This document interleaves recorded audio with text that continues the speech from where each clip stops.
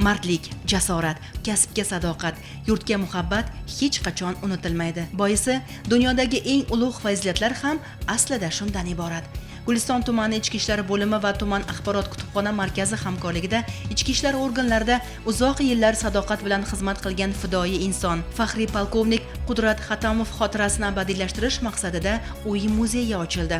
Tantanali ochilish marosimida Sirdaryo viloyati ichki ishlar boshqarmasi Nuroniylar kengashi raisi, mehnat faxriylari hamda tuman ichki ishlar boshqarmasi boshlig'ining ma'naviy ma'rifiy ishlar bo'yicha o'rinbosari, axborot kutubxona markazi xodimlari hamda Qudrat Xatamovning farzandlari ishtirok etishdi. Yoshlar va aholi orasida vatanparvarlik, kasbga sadoqat, halollik va fidoyilik xislatlarini targ'ib etish maqsadida tashkil etilgan uy muzeyining ochilish marosimida faxriyning bosib o'tgan hayot yo'li, xizmat faoliyati hamda nafaqaga chiqqandan keyingi mehnati davomida erishgan yutuqlari, boy amaliy tajribasini ommalashtirish lozimligi alohida ta'kidlandi. Qayd etish kerakki, tashkil etilgan uy muzeyida ichki ishlar organlarida namunali xizmat qilib nafaqaga chiqqan polkovnik Qudrat Xatomovning namunali va sharafli xizmat faoliyati davlatimiz va ichki ishlar vazirligining mukofotlari va faxriy unvonlari bilan taqdirlangani, yo'lga qo'ygan ijobiy tajribalari, yoshlar ishtirokida 3 avlod uchrashuvi, faxriylar o'giti kabi ma'naviy ma'rifiy tadbirlardagi faoliyati aks etgan suratlari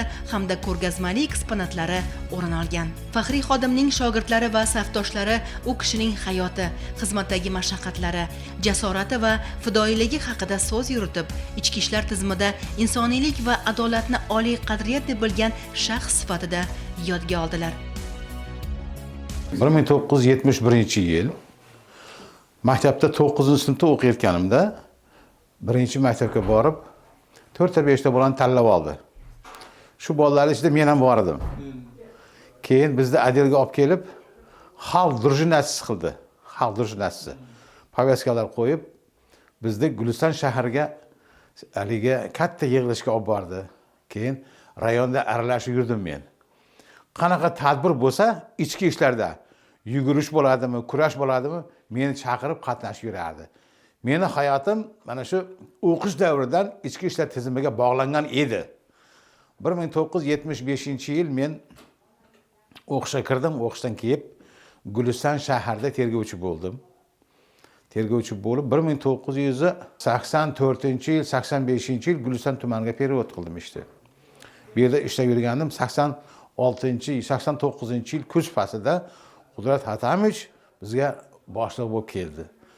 Yana birga ishladik. Ko'p narsani men o'rgandim. Qudrat aka shunday talabchan insondiki, birinchi o'rinda intizomni qo'yar edi. Forma adejlarni kiyishdi. Utuklangan, tozalangan, yuvilgan. Qudrat aka har doim bizga namuna, u qachon uspet qiladi, qachon ulguradi shu narsalarga bilmaymiz. Har doim utuklangan, toza kiyim kiyadi. Biz ham o'sha narsaga o'rganishga harakat qilib, Qudrat akadan ko'p narsani o'rgandim. Men o'zimni Qudrat akamni ustozim deb bilaman. O'sha odamga rahmat, ko'p yil meni tarbiyaladi, o'rgatdi, insonlar bilan qanday ishlashni o'rgatdi, muomalani o'rgatdi.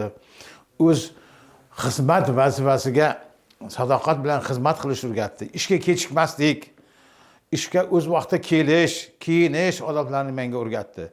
Oilada qanday bo'lish, qanday ota bo'lish, ota-onaga qanday mehr muhabbatli bo'lish tomonlarini o'rgatdi menga. Qudrat akam 71-yil Guliston tumaniga bu odam oldin o'qituvchi bo'lgan. Xim biologiyadan dars bergan Sayxunobod tumanida. Guliston tumaniga kelib, ma'naviy sohasi bo'yicha muammo ishladi. O'shanda Yangiboy aka Temirov bilan birga ishladi. O'sha ishlagan davrida Guliston tumanida eng namunali ishlab o'tgan pensionerimiz Qudrat Xatamovichni tanladik va uni uyga kelib o'rganib chiqdik. O'rganib chiqib, nima kerak, nima qo'y hammasini tashkillashtirib, keyin rayondagi muzey ishlar bilan kelishgan holatda hammamiz o'rganib shu narsani tashkil qildik. Mana Qudrat akamni uy muzeyini mana bugun ochdik. Xursandmiz.